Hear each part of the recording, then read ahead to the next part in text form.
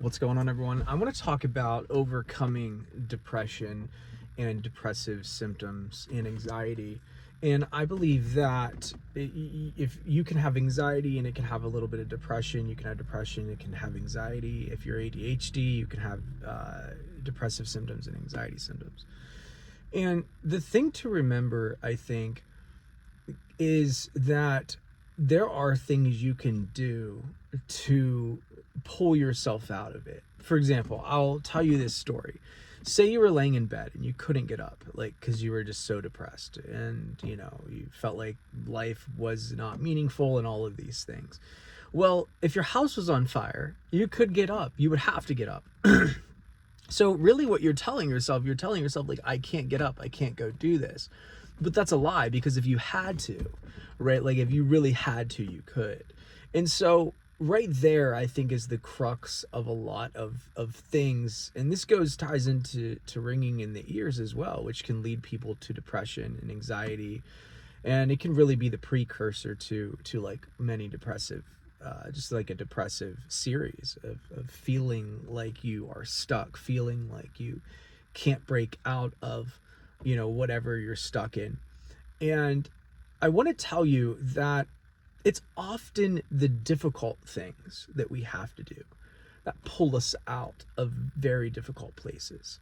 So if you are like, feel like you're out of shape, for example, this is just something I'm going to use, then the first day you work out is going to be really difficult to kind of bring yourself to doing it, because you're thinking to yourself, well, like, it's just, I have to do this thing I don't want to do, and I'm not going to see any results right now. And so I think we're so focused on immediate satisfaction and gratification a lot of times, that if we don't get that, if we have periods where life is difficult, where times are difficult, where, maybe we lose money, maybe, we lose our job, a lot of things can happen, then that can be the precursor to pulling us into a depressive episode. And for me, what I realized and what I found is that I would rather be whole than happy, because happiness it's an emotion. And you think you buy an iPhone, it'll make you happy. You buy a new computer, it'll make you happy. There's so many things that can make us happy, but emotions often aren't permanent. You have that iPhone after a few months and it's like, well, you already take it for granted.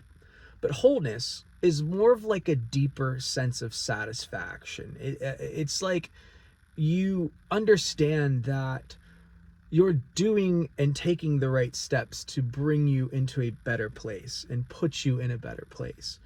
And these steps are often very difficult, like, eating healthy, doing it consistently. It brings great pleasure to eat a pack of cookies. It brings you great pleasure to eat unhealthy food, but at what expense? It's like you're getting your pleasure on credit, because then you have to pay it off later when you look at yourself in the mirror and you think, like, I don't feel happy about myself, I don't feel good about myself. Why don't you feel good about yourself? It's because it takes a lot of deep work to bring yourself to a place where you're okay with what happens in life. And this is very hard to do, because we want things to go our way, right? We want to stop the ringing in the ears. We want to get that job. We want to have good relationships with our families and stuff. And a lot of times that can put us into a place where we're chasing outcomes. And when we're chasing outcomes, if we don't get the outcome like immediately, right? We don't get the outcome that we want immediately. This can drive us into a deeper place of, anxiety, depression, and all that stuff. So I think that the important thing to do is step back and begin to like draw out like what you kind of want your life to look like, right? Like, say you have rain in the ears, or you have depression, or you have something like that. What can you do today And it doesn't even have to be a lot. It can be baby steps. What can you do today that you know in 3 months, in 6 months, you will look back and you will say, hey, I feel much better. I'm so glad that myself back then, 6 months ago, decided to start taking these steps to bring us to a better place. And that's really, at the end of the day, what self-love is it's being there for yourself and coaching yourself through moments that are challenging. And you can look back in your life and you can say, wow, I'm really glad that I kept putting one foot in front of the other, that I didn't give up, that I kept moving forward, that I kept waking up with a positive attitude, that I kept showing up. The majority of the battle is showing up to life, showing up and continuing to put yourself out there and put yourself forward. And when you develop an attitude, and it's not easy, it's extremely difficult, but when you develop an attitude that's like, you know what, I'm not going to let anything knock me from my center.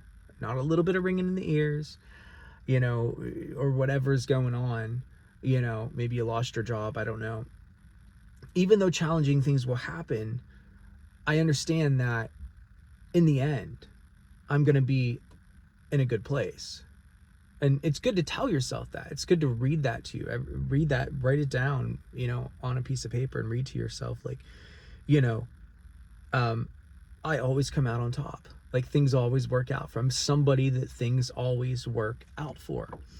And if you begin to cultivate that frame of mind, like I said, it's not easy. And I'm really essentially, I try to walk myself through this and reassure myself that, there's so many good things in life that will come to you, right? When you're not trying to chase outcomes, when you're just kind of let back, you just step back and you just say, you know what, I'm going to let life do its thing. And I'm going to just kind of, I'll tell you this story. So I like to go whitewater rapid, and I try to go every year. And one of the things they tell you, they say, if you fall out of the boat, don't try to stand up, because often when you stand up, the rapids can actually catch your foot and it can actually drown you. What you want to do is lay on your back and just let the river take you. Just let it take you and you'll eventually get out. And I always thought that was interesting, because life often kind of works the same way, where it's, we fall out of the boat at times. Like, we will fall out of the boat. How do we react when we fall out of the boat? Like I've talked about in my previous videos, that like when tinnitus happens to you, it's so much more about how you react than what is actually happening to you. How do you respond to it? What is your response? Is it a positive response, or is it a response of like, allowing yourself to bring you to a negative place? That would be standing up and trying to fight the rapids. And you can't fight the rapids, and you can't fight what happens to you in life a lot of times.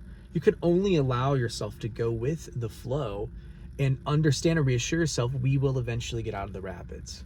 And we'll look back on this and think like this was a really great time. So I hope that really helps you. Comment below. I'd love to hear your story, whether it's tinnitus, insomnia, depression, anxiety, whatever it is. I've had my periods and bouts of all of them, and working through them has been an amazing journey of self-discovery. It's been difficult, but it's been something I can look back on and really reflect and think, I got through this, I got through that, I got through this, I got through that.